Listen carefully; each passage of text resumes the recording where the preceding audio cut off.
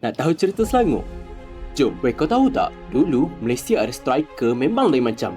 Nama dia Mohtar Dahari.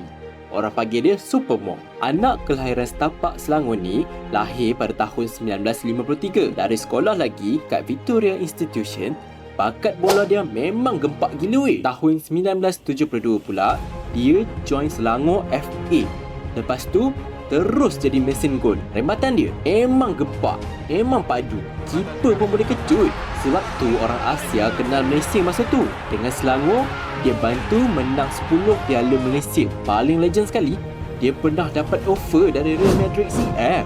Tapi dia tolak. Sebab apa? Sebab dia setia dengan Selangor dan Malaysia. Siapa je boleh buat macam tu sekarang? Dengan skuad negara pula, dia jaring 89 gol antarabangsa. Tahun 2021, FIFA sendiri iktirafkan dia antara penjaring terbanyak dunia sepanjang zaman. Walaupun umur dia 37 tahun, tapi nama Super Moh ni sampai sekarang orang tak boleh lupa tau. Memang legenda Selangor, legenda Malaysia. Kalau kau anak Selangor sejati, komen Super Moh legenda sekarang.